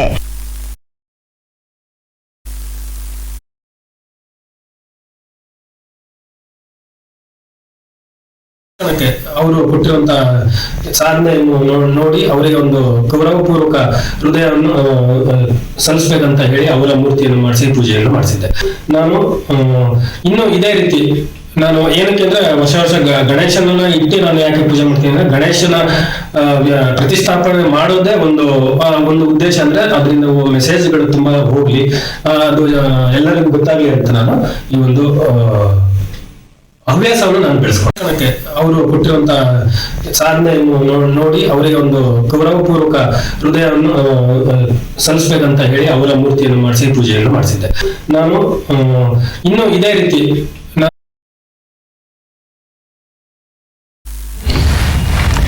ಚಾಮರಾಜನಗರ ಜಿಲ್ಲೆ ಮತ್ತು ಕೇರಳ ಗಡಿಯಲ್ಲಿರುವ ಕೆಕ್ಕನಹಳ್ಳ ಚೆಕ್ ಪೋಸ್ಟ್ನಲ್ಲಿ ತೀವ್ರ ತಪಾಸಣೆಯನ್ನ ನಡೆಸಲಾಗುತ್ತಿದ್ದು ನೆಗೆಟಿವ್ ವರದಿ ಇಲ್ಲದವರನ್ನ ವಾಪಸ್ ಹಿಂದಕ್ಕೆ ಕಳಿಸಲಾಗುತ್ತದೆ. ಕೇರಳದಲ್ಲಿ ಕೊರೋನಾ ಹಾಗೂ ನಿಫಾ ವೈರಸ್ ಸೋಂಕು ದಿನದಿಂದ ದಿನಕ್ಕೆ ಹೆಚ್ಚಾಗ್ತಾ ಇರುವಂತಹ ಹಿನ್ನೆಲೆಯಲ್ಲಿ ಆರೋಗ್ಯ, ಪೊಲೀಸ್ ಹಾಗೂ ಅರಣ್ಯ ಇಲಾಖೆಯ ಸಿಬ್ಬಂದಿಗಳು ಕೇರಳದಿಂದ ಪ್ರವೇಶಿಸುವ ಪ್ರತಿಯೊಂದು ವಾಹನಗಳನ್ನು ತಪಾಸಣೆ ನಡೆಸುತ್ತಿದ್ದಾರೆ. ಇನ್ನು 2ನೇ ಡೋಸ್ ಲಸಿಕೆ ಹಾಕಿಸಿಕೊಳ್ಳದ ಹಾಗೂ ಆರ್ಟಿಪಿಸಿಆರ್ ನೆಗೆಟಿವ್ ವರದಿ ಇಲ್ಲದವರನ್ನು ಸಹ ಹಿಂದಕ್ಕೆ ಕಳಿಸಲಾಗುತ್ತದೆ. ಇನ್ನು ತಮಿಳುನಾಡಿನಿಂದ ರಾಜ್ಯಕ್ಕೆ ಪ್ರವೇಶಿಸಲು 72 ಗಂಟೆಗಳ ಒಳಗೆ ಪರೀಕ್ಷೆ ಮಾಡಿಸಿರುವ ಆರ್ಟಿಪಿಸಿಆರ್ ನೆಗೆಟಿವ್ ವರದಿ ಕಡ್ಡಾಯವಾಗಿದ್ದು ಗಡಿ ಗ್ರಾಮಗಳಲ್ಲಿ ಜಮೀನು ಮಾಡಿರುವವರಿಗೆ ಬಂದು ಹೋಗಲು ಪರದಾಡುವಂತಹ ಪರಿಸ್ಥಿತಿ ನಿರ್ಮಾಣವಾಗಿದೆ. ಇನ್ನು ರಾತ್ರಿ ಪಾಳಿಯಲ್ಲಿ ಕೆಲಸ ಮಾಡಲು 14 ಜನ ಸಿಬ್ಬಂದಿಗಳನ್ನು ನೇಮಕ ಮಾಡಲಾಗಿದ್ದು ತಾಲೂಕು ಮತ್ತು ಜಿಲ್ಲಾ ಮಟ್ಟದ ನೋಡಲ್ ಅಧಿಕಾರಿಗಳು ದಿನನಿತ್ಯ ಚೆಕ್ಪೋಸ್ಟ್ಗಳಿಗೆ ಭೇಟಿ ನೀಡಿ ಜಿಲ್ಲಾಧಿಕಾರಿಗಳಿಗೆ ಮಾಹಿತಿಯನ್ನು ನೀಡುತ್ತಿದ್ದಾರೆ.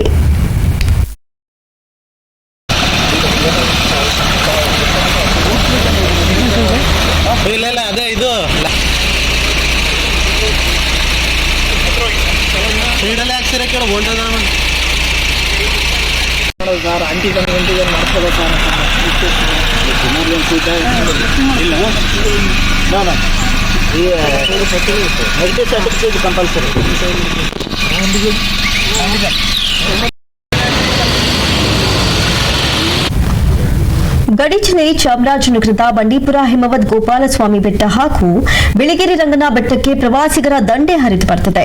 ಗಡಿ ಜಿಲ್ಲೆ ಚಾಮರಾಜನಗರದಲ್ಲಿ ಕಳೆದ ವಾರದಲ್ಲಿ ಜಿಲ್ಲಾಡಳಿತ ವೀಕೆಂಡ್ ಕರ್ಫ್ಯೂ ರದ್ದು ಮಾಡಿದ್ದರಿಂದ ಪ್ರವಾಸೋದ್ಯಮ ನಿಧಾನವಾಗಿ ಚೇತರಿಸಿಕೊಳ್ಳುತ್ತಿದ್ದು ಜಿಲ್ಲೆಯ ಪ್ರಮುಖ ದೇವಸ್ಥಾನಗಳು, ಪ್ರವಾಸಿ ತಾಣಗಳಿಗೆ ಭಕ್ತಾದಿಗಳು ಹಾಗೂ ಪ್ರವಾಸಿಗರು ಹೆಚ್ಚಿನ ಸಂಖ್ಯೆಯಲ್ಲಿ ಆಗಮಿಸುತ್ತಿದ್ದಾರೆ. ಇನ್ನು ಕಳೆದ ವಾರದಲ್ಲಿ ಶ್ರಾವಣ ಮಾಸದ ಶನಿವಾರ ಹಾಗೂ ಭಾನುವಾರಗಳಿಗೆ ವಾರಾಂತ್ಯದ ಕರ್ಫ್ಯೂ ಇದ್ದಂತ ಕಾರಣ ಭಕ್ತರು ಬರಲು ಸಾಧ್ಯವಾಗಿರಲಿಲ್ಲ. ಆದ್ರೀಗ ವಾರಾಂತ್ಯದ ಕರ್ಫ್ಯೂ ರದ್ದಾಗಿರುವುದರಿಂದ ಭಕ್ತರು ಹಾಗೂ ಪ್ರವಾಸಿಗರು ಬಿಳಿಗಿರಿ ರಂಗನ ಬೆಟ್ಟ, ಗೋಪಾಲಸ್ವಾಮಿ ಬೆಟ್ಟ ಸೇರಿದಂತೆ ಬಂಡೀಪುರಕ್ಕೆ ಹೆಚ್ಚಿನ ಸಂಖ್ಯೆಯಲ್ಲಿ ಲಗ್ಗೆ ಇಟ್ಟಿದ್ದಾರೆ.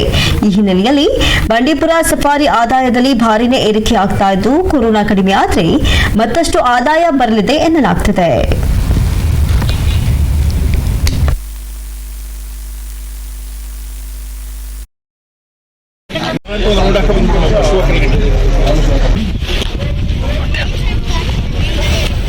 ಚಾಮರಾಜನಗರ ಜಿಲ್ಲೆ ಹನೂರು ತಾಲೂಕಿನ ಅರಣ್ಯ ಪ್ರದೇಶದಲ್ಲಿ ಉಡಾ ಭೇಟಿಯಾಡಿದ್ದ ಆರೋಪಿಯೊಬ್ಬರನ್ನ ಅರಣ್ಯ ಇಲಾಖೆ ಅಧಿಕಾರಿಗಳು ಬಂಧಿಸಿದ್ದಾರೆ. ದಂಟಳ್ಳಿ ಗ್ರಾಮದ ದೊಡ್ಡಯ್ಯ ಎಂಬುವವನೇ ಬಂಧಿತ ಆರೋಪಿಯಾಗಿದ್ದಾನೆ. ಈತ ಇದೇ ಗ್ರಾಮದ ಶಿವರುದ್ರ ಎಂಬಾತನ ಜೊತೆಗೂಡಿ ಅರಣ್ಯ ಪ್ರವೇಶಿಸಿ ಉಡವನ್ನ ಭೇಟಿಯಾಡಿದನು. ಇನ್ನು ಖಚಿತ ಮಾಹಿತಿ ಮೇರೆಗೆ ದಾಳಿ ನಡೆಸಿದ ಅರಣ್ಯ ಇಲಾಖೆ ಅಧಿಕಾರಿಗಳು ದೊಡ್ಡಯ್ಯನನ್ನ ಬಂಧಿಸಿದ್ದಾರೆ. ಮತ್ತೊಬ್ಬ ಆರೋಪಿ ಶಿವರುದ್ರ ಪರಾರಿಯಾಗಿದ್ದು ಆತನಿಗಾಗಿ ತೀವ್ರ ಶೋಧ ಕಾರ್ಯವನ್ನ ನಡೆಸಲಾಗುತ್ತಾ ಇದೆ. ಇನ್ನು ಬಂಧಿತ ಆರೋಪಿಯಿಂದ ಉಡವನ್ನ ವಶಕ್ಕೆ ಪಡೆದುಕೊಳ್ಳಲಾಗಿದೆ. ಈ ಸಂಬಂಧ ಹನೂರು ಪೊಲೀಸ್ ಠಾಣೆಯಲ್ಲಿ ಪ್ರಕರಣ ದಾಖಲಾಗಿದೆ.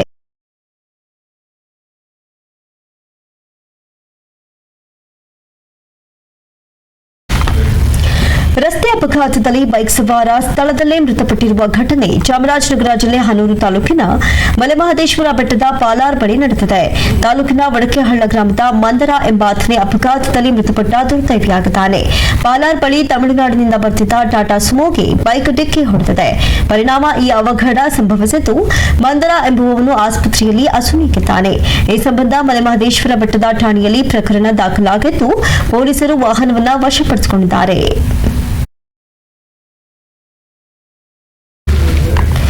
ಇವೆಷ್ಟೇ ಇವರೆಗಿನ ಪ್ರಮುಖ ಅಪ್ಡೇಟ್ಸ್. ನಿಷ್ಠೆ ನಿಷ್ಠೂರ ನಿರ್ಭೀತ ಸುದ್ದಿಗಾಗಿ ನೋಡ್ತಾ ಇರಿ ಸಿರಿ ಟಿವಿ.